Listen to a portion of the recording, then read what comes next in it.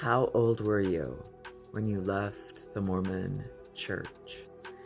I wish I could give a definite age because it was like little steps, like little things where, okay, I'm away from my parents, I'm living on my own, so I was still going to church with my friends, but it was just like, we decided to just kind of like cut church and go hiking in the mountains. And there always has to be something with the bishop. Like, there was something with the bishop when I was in Idaho, there was something with the bishop when I was in Utah. And the bishop in Utah, it was, talking about the body modification. It was talking about the scarification. And you're supposed to kind of like talk about your sins, right? So we were having a conversation around that jumble. And I'll never forget this. His response was, yeah, sometimes Satan gets the best of us. And I'm like, really? That's where we're going with this? Satan made me do it. Satan made me scar myself. Wow. Like, and then that's the thing. That's the thing about Mormon.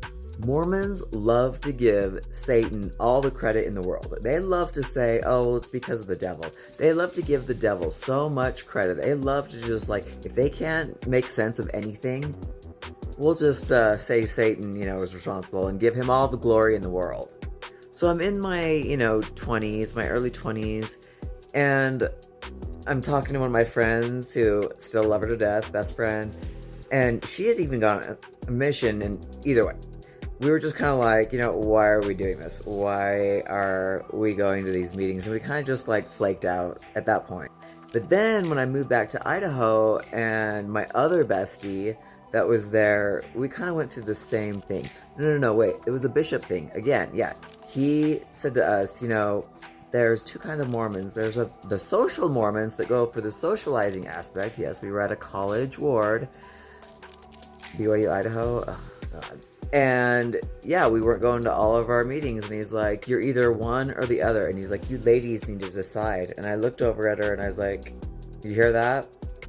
We're social Mormons. I was like, do you want to go? Let's go. So we bounced. And it was one of those things where, your parents don't want to know that you're not going to church. Your parents don't want to know. Me, I had no problem telling my parents. Yeah, I broke their hearts. Her, hell no. Hell no, she couldn't disappoint her parents.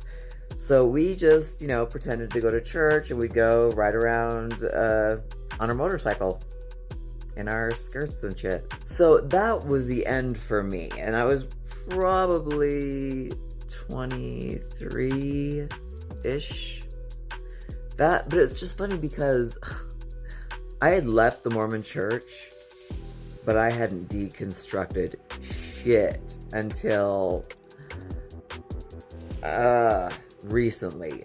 I didn't know about all the lies. I didn't know about just the lies of Joseph Smith. I didn't know about all the creepy, scary, gross stuff until I was in my 40s. Early 40s, probably.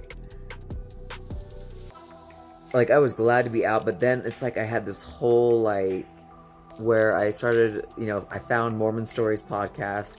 I started finding other ex-Mormons here on TikTok, and that's when the emotional, psychological shit show really happened. Like, I left in my 20s, and I was happy. It was the best decision I ever made for myself, ever. I couldn't be happier.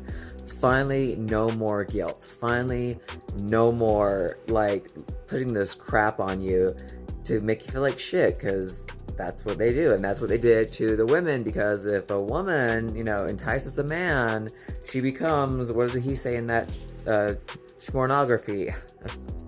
Yeah, that was funny. Long story short, I was done in my 20s, my early 20s. And I was happy, but my family, my parents, it was like, oh my God, all hell's breaking loose. And I was hell, and I was loose, and I was getting the fuck, right with myself and my life and my decisions. And like I said, it was the best decision ever. Live your life.